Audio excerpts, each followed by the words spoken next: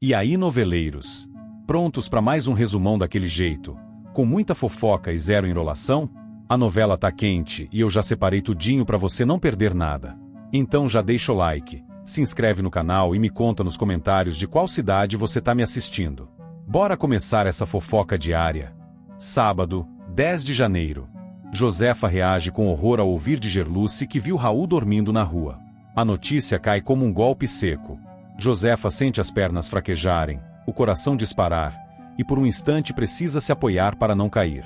A imagem do filho largado, vulnerável, exposto à violência e ao abandono, atravessa sua mente como um pesadelo acordado.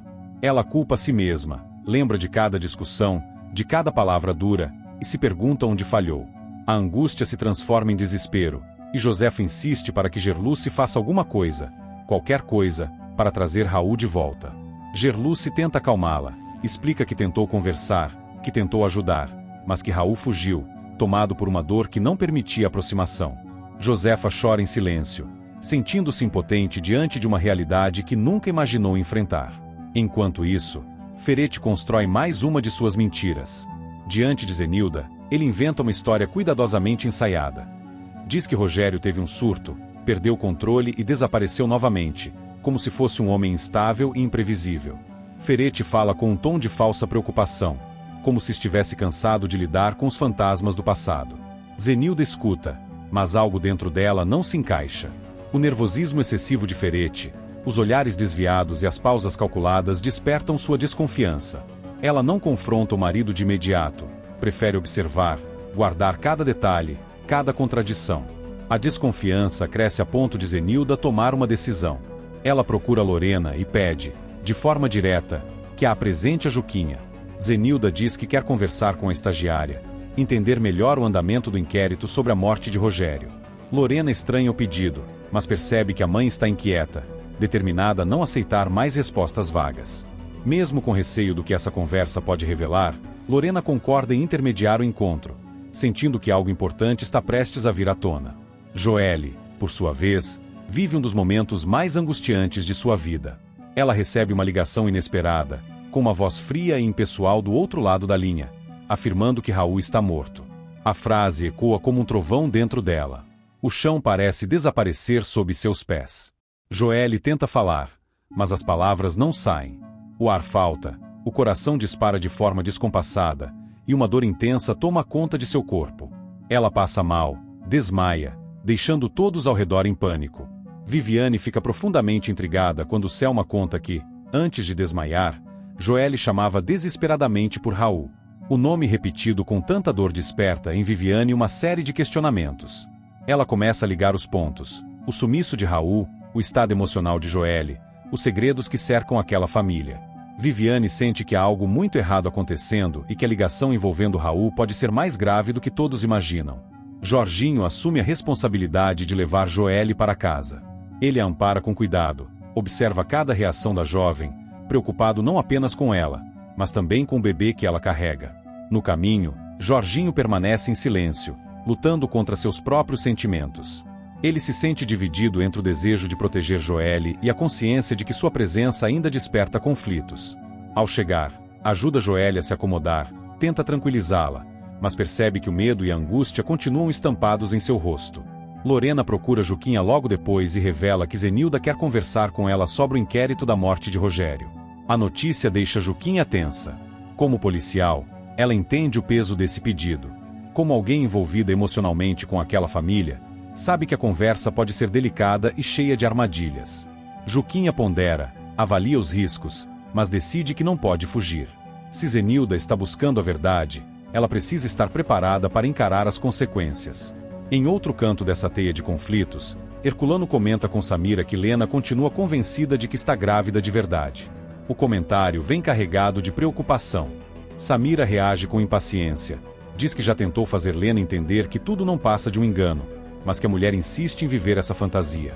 Para Samira, a situação começa a sair do controle, e ela teme que Lena acabe se machucando emocionalmente quando a realidade se impor de forma definitiva.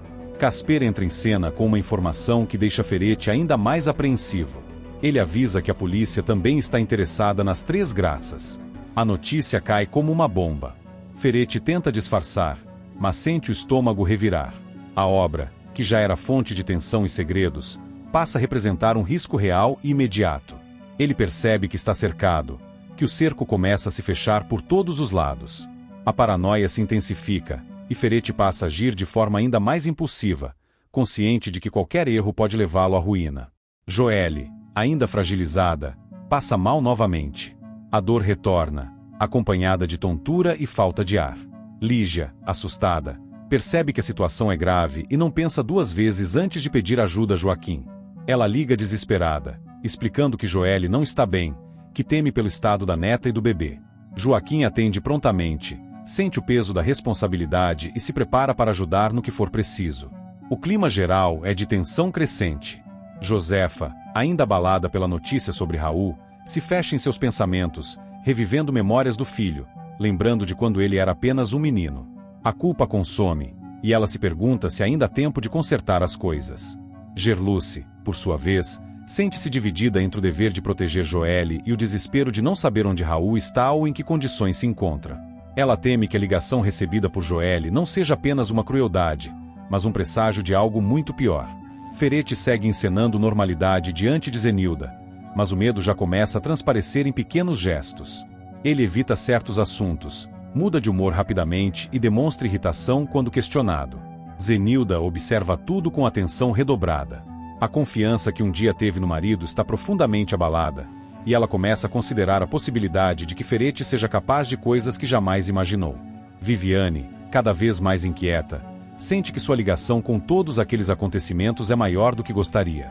A saúde de Joelle, o desaparecimento de Raul, os remédios da fundação, a sombra que paira sobre Ferete e Arminda, tudo parece conectado. Ela se pergunta até onde essa rede de mentiras e crimes pode chegar e qual será o preço a pagar quando a verdade finalmente vier à tona. Jorginho, ao deixar Joelle em casa, permanece por perto, mesmo sem ser convidado. Ele sente que algo grave está prestes a acontecer e não consegue simplesmente virar as costas. O passado persegue, mas, ao mesmo tempo, ele acredita que talvez ainda exista uma chance de fazer algo certo, de proteger Joelle e o neto que está para nascer. Lorena e Juquinha se preparam emocionalmente para a conversa com Zenilda. Lorena teme que a mãe descubra verdades dolorosas demais, enquanto Juquinha se preocupa com o impacto que qualquer revelação pode ter na investigação e em sua própria segurança. Ambas sabem que, a partir daquele momento, não haverá mais como fingir que nada está acontecendo. O dia avança sob um céu pesado, como se a própria atmosfera refletisse o estado emocional de todos. A notícia falsa ou verdadeira sobre a morte de Raul paira como uma sombra ameaçadora. Cada personagem carrega seu medo, sua culpa e suas suspeitas, sem saber quem pode ser confiável. O sentimento geral é de que algo está prestes a explodir, e quando isso acontecer, nada permanecerá como antes. E acabou o resumão de hoje. Se a novela tá boa, imagina o resumão de amanhã. Então se inscreve aí e vamos fofocar juntinhos no próximo vídeo, porque aqui a gente vive de resumo, emoção e um pouquinho de confusão.